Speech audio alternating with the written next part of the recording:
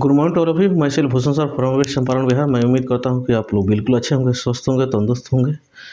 मैं आज ये मिडिवल हिस्ट्री के पार्ट 9 लेकर आया हूं, जो कि इसके पहले के 8 पार्ट मैं ऑलरेडी अपलोड कर चुका हूं। यदि आप मेरे चैनल पर नए हैं तो सबसे पहले आप उसे जाकर देख सकते हैं। उसके अतिरिक्त मैं मॉडर्न हिस्ट्री को 42 पार्टों में ख़त्म कर चुका हूँ, उससे भी आप जाकर देख सकते हैं। बहुत से सारे मेरे चैनल पर मैथ और साइंस का भी वीडियो पड़ा हुआ है जो कॉम्पिटिटिव लेवल के हैं, वो भी आप जाकर देख सकते हैं। और साथ ही साथ आप मेरे चैनल पर नए हैं तो सबसे पहले मेरे चैनल को सब्सक्राइब कर लीजिए, क्योंकि इस चैनल पर भारत के हर एक एग्जाम के दृष्टिकोण से मोस्ट इम्पोर्टेंट टॉपिक का डिस्कशन चलता है। और आज का भी जो सेशन शुरू होने वाला है मोस्ट इम्पोर्टेंट है। आप शुरू से अंत तक बने रहिएगा, क्योंकि इस सेशन में बहुत मज़ा आने वाला है। यदि आप मेरे चैनल पर शुरू से अंत तक बने रहिएगा तो सफलता ज़रूर प्राप्त होगा, क्योंकि यहाँ पर जो भी चीज़ शुरू किया जाता है तो आधा अधूरा नहीं, शुरू से अंत तक ख़त्म किया जाता है, वो भी सीरियल वाइज, इधर उधर से ख़त्म किया नहीं जाता है। और साथ ही साथ किसी भी प्रकार के यहाँ इस चैनल पर पेड बैक नहीं चलता है, फ्री ऑफ कॉस्ट सेवा किया जाता है। तो ठीक है, ज़्यादा देर ना करते हुए मैं अपने चैनल को, अपने इस टॉपिक को शुरू करने जा रहा हूँ। ये जो मैंने अलाउद्दीन खिलजी के बारे में, इसके पहले पार्ट में मैंने 8वां पार्ट में मैंने कुछ बताया था, और कुछ इसमें बकाया है जो कि मैं बताने जा रहा हूँ। अलाउद्दीन खिलजी जब निजामुद्दीन औलिया से उसके भूमि के हिसाब जब मांगा तो अलाउद्दीन खिलजी ने निजामुद्दीन औलिया ने बोला कि मेरे घर पे क्या है, 10 दरवाजे हैं। यानी कहने का मतलब यह है कि जब अलाउद्दीन खिलजी ने उसको ज़मीन के हिसाब इसलिए मांगा क्योंकि उस समय ज़मीनों के हिसाब से भी कर लिया जाता था, तो ये कर ले सके हम, इससे कितना हम टैक्स लें। ठीक, तो कहा जाए भाई मेरे घर पर 10 दरवाजे हैं, जब इस दरवाजे से मतलब आइएगा तो उस दरवाजे से हम निकल जाएंगे, उस दरवाजे से आइएगा तो उस दरवाजे से मैं निकल सकता हूँ। ठीक, अब अलाउद्दीन के प्रमुख जो सेनापति थे 4 थे। एक जफर, ठीक, जफर खान, नुसरत खान, उल्लुग खान और मलिक काफूर। ये 4 जो थे, यह चारों सेनापति का तुलना वो अलाउद्दीन किससे करता था? पैगम्बर के खलीफा से करता था। किससे करता था? अपने चारों सेनापति का तुलना पैगम्बर के खलीफा से करता था। अलाउद्दीन ने मंगोल आक्रमण को रोकने के लिए उलुग खां, जफर खां, नुसरत खां सेनापति की सहायता लिया था। ये तीन सेनापति का सहायता कौन लिया था? अलाउद्दीन खिलजी ने लिया था। मंगोल से लड़ते समय जफर खां के क्या हो जाता है? मृत्यु 1299 में हो गई। उसी मंगोल से, जिस मंगोल की सहायता ये तीनों सेनापति कर रहा था। ठीक, अलाउद्दीन के समय अंतिम मंगोल आक्रमण 1307 ईस्वी में हुआ। तो एग्जाम में पूछ देगा जे अलाउद्दीन के समय सबसे अंतिम आक्रमण कब हुआ? तो 1307 ईस्वी में हुआ। इसी के शासनकाल में सर्वाधिक मंगोल आक्रमण हुआ। सबसे ज़्यादा मंगोल सब आक्रमण किया तो किसके शासनकाल में किया? अलाउद्दीन खिलजी के शासनकाल में किया। इसके समय दिल्ली में हाजियों द्वारा विद्रोह किया गया। दिल्ली में किसके द्वारा विद्रोह किया गया? हाजियों के द्वारा विद्रोह किया गया। अमीर खुसरो के प्रसिद्ध पुस्तक खजानुल फतूह में इसे द्वितीय सिकंदर कहा गया।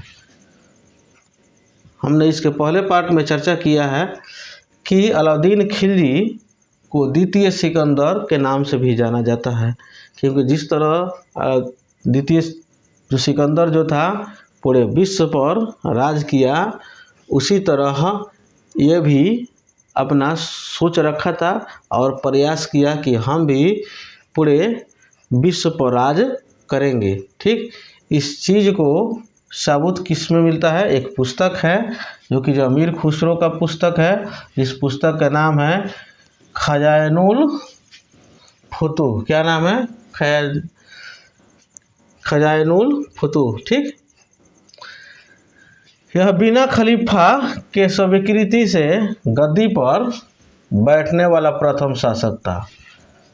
ठीक, जैसे मुस्लिम में एक मेन होता था पहले, जिसको क्या बोला जाता था? खलीफा बोला जाता था। क्या बोला जाता था? खलीफा। उससे बिना पूछे, क्योंकि ये अपने ही चाचा जलालुद्दीन को ये मारा और मार के तुरंत उसके गद्दी पर क्या हो गया? बैठ गया। ठीक, और बिना किसी खलीफा के पूछे हुए। ठीक, 1316 ईस्वी में अलाउद्दीन का मृत्यु हो गई। कब हो जाता है? अलाउद्दीन खिलजी का मृत्यु 1316 ईस्वी में हो जाते हैं। उसे दिल्ली के जामा मस्जिद के बाहर मकबरे में दफनाया गया। तो पूछ देगा जलालुद्दीन खिलजी का मकबरा कहाँ है? तो दिल्ली में है। ठीक, अब अगला हम लोग को आता है कुतुबुद्दीन मुबारक शाह खिलजी। अगला जो शासक जो निकल के आता है, क्या आता है?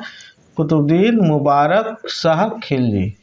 ठीक, ये 1316 से लेकर 1320 यानी 4 बरस तक रहता है। ठीक, और सबसे छिरकुट ये शासक था। ठीक, अब देखिए कैसे था। इसने खलीफा के पद को सबसे पहले ये नहीं माना, मान्यता नहीं देखा हम ही खलीफा है। क्या है? खलीफा का जो पद था बाजार ख़त्म कर दिया। एक बर्नी जो व्यक्ति जहाँ था उसके अनुसार यह दरबार में कभी कभी महिलाओं का वस्त्र पहन कर चलाता था। महिलाओं को, उसके पत्नी उतनी का होगा, वस्त्र पहन के चलाता था। पत्नी के वस्त्र पहन के आया तो कहाँ कहीं तक मैंने ठीक ठाक है। कभी कभी उघार ही चलाता था, यानी नंगे ही चलाता था अपने राज दरबार में। कभी कभी निर्वस्त्र यानी नंगा वो चलाता था। खिलजी वंश के सेनापति खुसरो खां ने इसका हत्या का कर दिया। ठीक, क्योंकि यह कोई राजा के गुण नहीं है कि कभी आप महिला के वस्त्र पहन के चले आइए अपने गद्दी पर बैठने के लिए और कभी कभी उघार ही चले आइए। ये खुसरो ने क्या कर दिया? उसको हत्या कर दिया, और हत्या करके ये खुद का हो गया खुसरो उस पर उस राजकाज को संभालना शुरू कर दिया। इस प्रकार क्या हो जाता है? खिलजी वंश का क्या हो जाता है? अंत हो जाता है। ठीक, खिलजी जो वंश जो था सबसे मैंने छोटा शासनकाल इसका रहता है। अगला जो हम लोग का वंश आता है तुगलक वंश आता है। कौन आता है? तुगलक वंश, जो 1320 से लेकर 1414 तक रहता है। सल्तनत के इतिहास में तुगलक वंश के शासन ने ही सबसे अधिक, यानी 1320 से लेकर 1414 तक का मतलब हुआ 94 बरस। कितना बरस?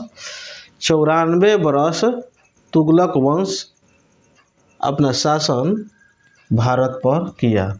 ठीक, गियासुद्दीन तुगलक, इसमें तुगलक वंश में सबसे पहले आता है क्या? गियासुद्दीन तुगलक।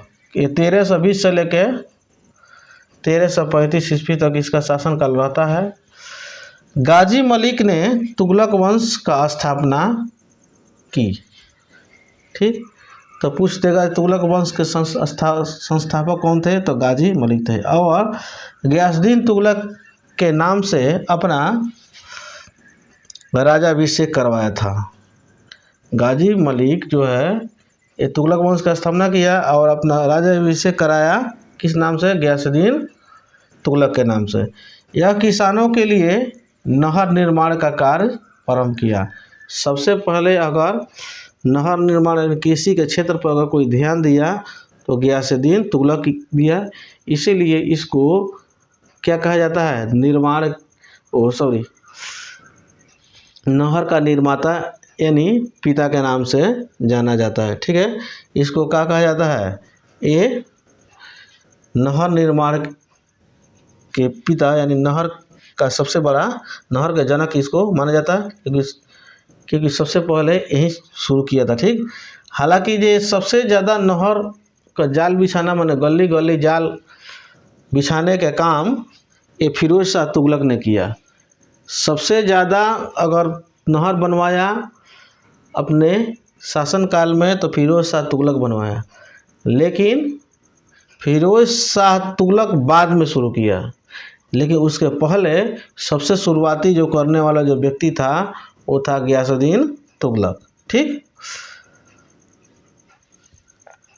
गयासुद्दीन तुगलक ने अपना पहला अभियान जौना खां के नेतृत्व में तेलंगाना के लिए किया। सबसे पहला अभियान जो गयासुद्दीन तुगलक करता है ये जौना खां के नेतृत्व में करता है और तेलंगाना के लिए करता है। जौना खान के ने तेलंगाना जीत कर उसका नाम बदल दिया और क्या रख दिया, सुल्तानपुर। क्या नाम रख दिया, सुल्तानपुर। तो ठीक है, आज का वीडियो में इतना ही। इसके अगले पार्ट में बहुत जल्द लेकर आ रहा हूँ। मेरे वीडियो में शुरू से अंत तक बने रहने के लिए बहुत बहुत धन्यवाद।